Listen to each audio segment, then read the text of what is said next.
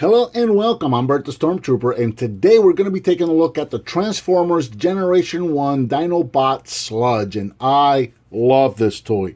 Originally released in 1985, he retails for approximately $13, and I still love how much going back and looking at the original prices of these G1 figures and realizing how cheap they were back in the day blows my mind.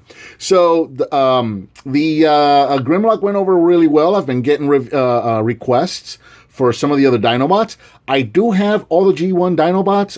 I don't have all the weapons for them, so I've got some weapons coming in the mail, and as I complete them, I will be reviewing them. So Sludge is the next one that I had complete, so I went with Sludge.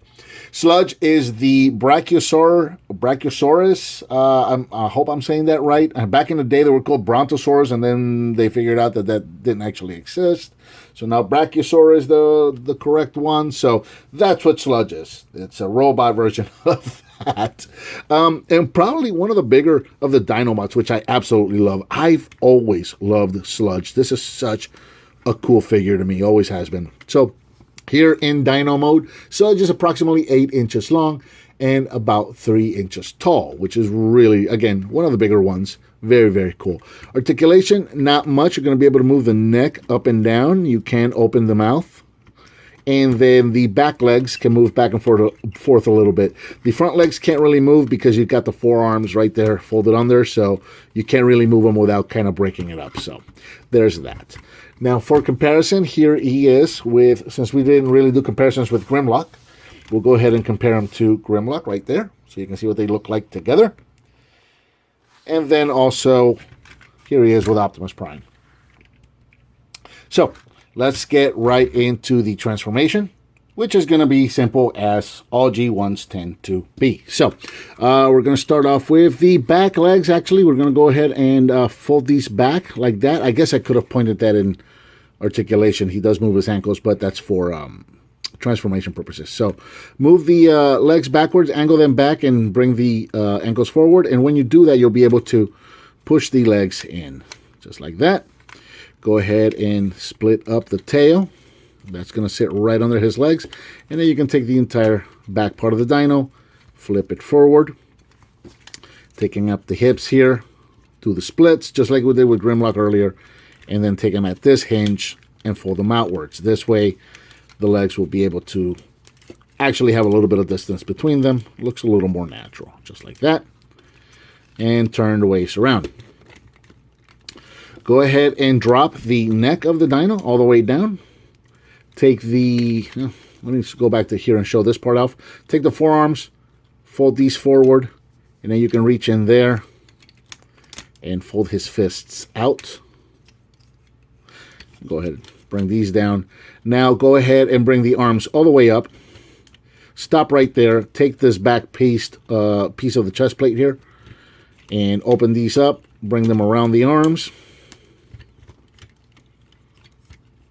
Bring them all the way back like that, and then you can finish bringing the arms down.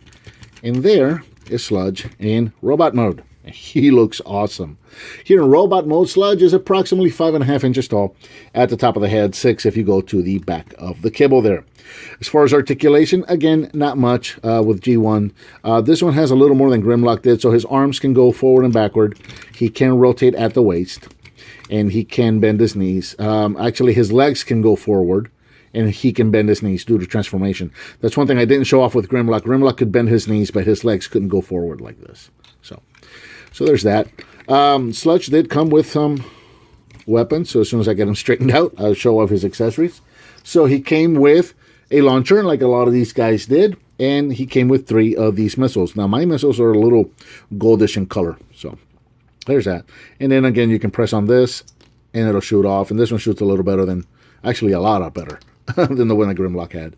So, again, you can give him this in his hand. He can hold that there, arm him with his missile, and then he can shoot somebody's face off. So there's that. He also came with this blaster, which is really cool. Get that in there. Very nicely detailed blaster. Very unique blaster. So he can hold that. I think I'm going to make him a lefty on that one. And then, of course, he's got his sword. So in all the swords, they might look the same on first glance, but they're actually, every single one of these swords are different. So every Dinobot has a different sword. So there he is, holding his blaster and his sword.